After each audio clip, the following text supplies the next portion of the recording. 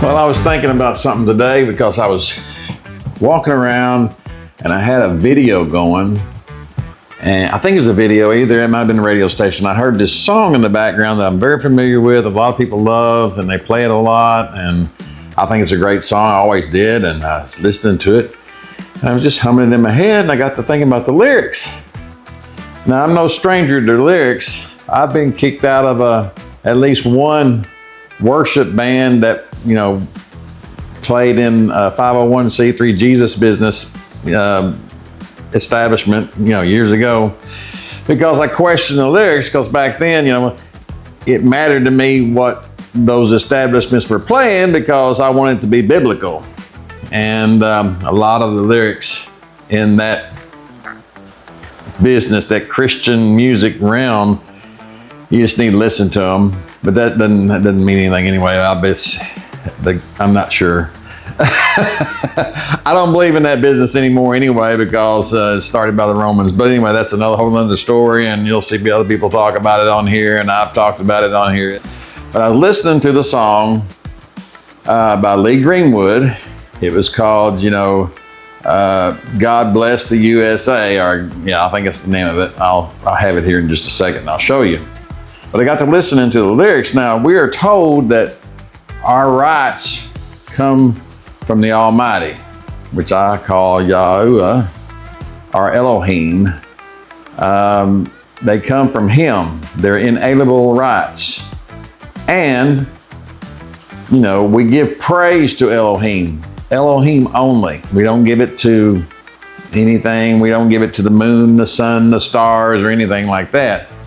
Well, anyway, I'll show you in a minute the lyrics of this song, which I just never thought about. And after looking at them, I'm thinking, that's kind of odd, because there is so many in those 501c3 businesses that love this song, and so many conservatives that love this song, and they sing it, and it's and I don't have anything against Mr. Greenwood. He is a great songwriter, very successful. I know there's people, I was a musician for about 20 years professionally, and I know people are going to come back and go, well, you're just sour grace because you didn't make the money that he did. Okay. And then that was what I heard when in the Christian music realm, when I started criticizing some of that. Well, you just hadn't had that kind of success, so you're just jealous. No, I am so thankful that I didn't get successful in that realm, because I'd probably be stuck in it like so many other folks. Anyway, I can get into some other artists that got stuck into their work because that's how they made a living. They'd already done it so long and made so much money in it. Plus they were contractually obligated to continue. But let's go look at these lyrics. How's that? Okay, so here's the lyrics to God Bless the USA. And he says, tomorrow all the things were gone. And that's a good, good opening line. He wrote this in 1984. But what started sticking in my head, and I said, does it say that? It says, I thank my lucky stars. I thank my lucky stars. It doesn't say that, he thanks his God, or the mighty God, the Elohim of the Hebrews, of his chosen people. It doesn't say that. It doesn't say it's not Yahuwah. He thanks his lucky stars to be living here today, because the flag still stands for freedom, and they can't take that away. Well, I beg to differ. Somebody can if they are powerful enough. Then it goes, I'm proud to be American, and at least I know I'm free, and I won't forget the men who died, who gave that right to me. It's an inalienable right, right? Correct? Isn't that what it is? Isn't it an inalienable right? Who gave that right to me. They helped preserve it, possibly fighting for it, because somebody might have stopped you from exercising that right.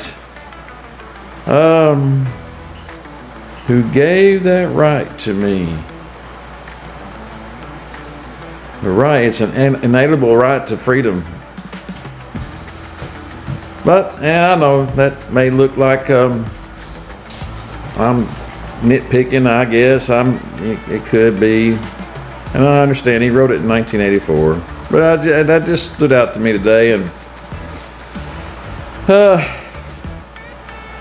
you know, and if you get into biblically, actually, I mean, we're not supposed to really swear our allegiance to anything but Yahuwah, not to a country, not to a flag, not to a pledge of allegiance, none of that stuff. You're not supposed to do that. It tells you in the Bible that not to do that. You only have one source. If you believe what that book says, there's only one source that provides for you. But again, that's I just happen to think about that, not nitpicking on Mr. Greenwood, but am picking on lyrics and songs, because I have been scolded for doing that in the past, and I just think it's important. I think, you know, walk the walk, do the talk, and I'm sure there'll be people who'll call me out on some different things. I know I've done many things wrong, and I'm trying to change them. So let me know your thoughts. If you have any questions, if you want to make any comments about what I just showed you, feel free to make comments down below. Tell me how it's okay. And I guess it's okay in the secular realm, it's fine. I would say though, if you're supposed to be praising the Elohim, the higher power, the mighty one that I praise, then you're not supposed to be praising him that way. It's according to what God you're praising, I guess. If you're praising a Roman conception of a God, it may be okay. I don't know. But just let me know your comments below, and have a good one. Talk to you again soon.